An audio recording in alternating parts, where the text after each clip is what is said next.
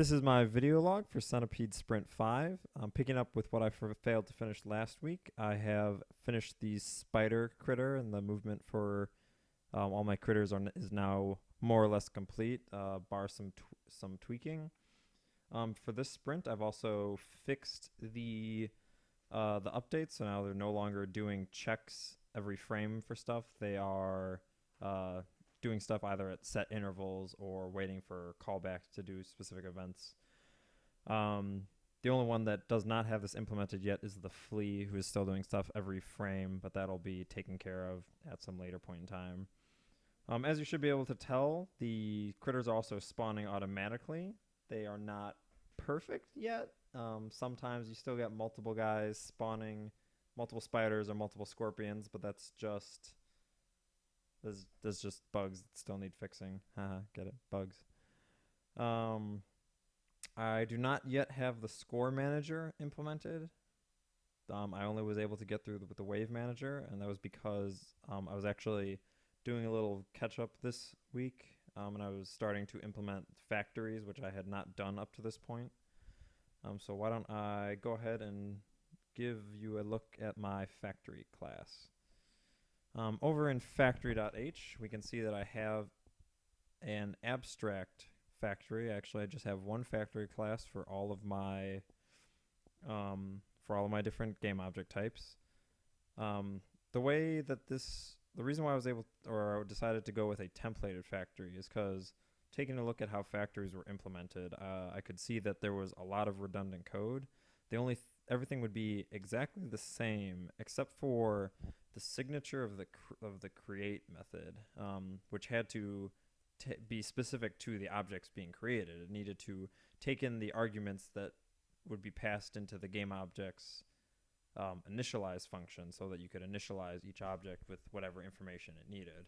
It seemed to me like if I could make it generic what arguments are passed in and just pass those arguments directly into the initialize function, I wouldn't need to write a different class for each one. And fortunately for me, C++11 defines a syntax for doing variadic templates, where you can have an argument list, like the traditional argument list, but with each argument templated correctly, so you can get an initializer list with correct type information retained.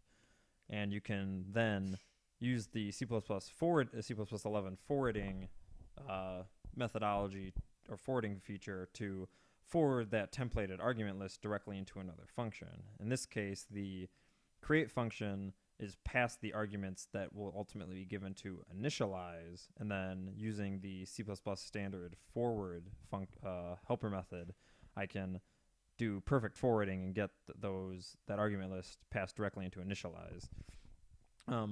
With this done, I no longer need a new class. I don't need to write a new factory class for each type.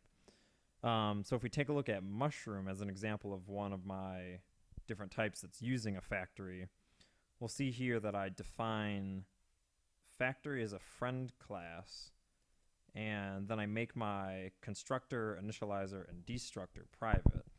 This allows me to ensure that things that are being spawned through factories can only be spawned through factories, because only the factory has access to creating new instances of that class and initializing existing instances of that class. For each of my factories, I've also done a type def to simplify the syntax for using them. If we go into my wave manager, which is the other thing I did, we can see that the wave manager holds the instances of my factories and takes control of spawning new objects. The one other aspect of the factory that I find important is, due to the way that teal works, I have to make my factory a singleton. That is, the function for reclaiming objects marked for destroy needs to be static, which means my stack of existing objects has to be static as well. But I've made my factory create method non-static, which means while there can only ever be one factory, and I've actually done some asserts in the factory constructor to ensure that only one factory is ever made, you still have to hold on to an instance of the factory to be able to call the create method and create new or recycle instances of the factory class. For me, I prefer this over the singleton pattern, or the traditional singleton pattern with global access, because this allows me to limit the access to the factory to only classes that need to be actually given access to spawning the objects. And in my case, that is the wave manager. For this sprint, I've also done the wave manager, which manages automatic spawning of the various critters, and also manages spawning the correct number of centipedes at the start of the wave. It can spawn them based on the current wave number.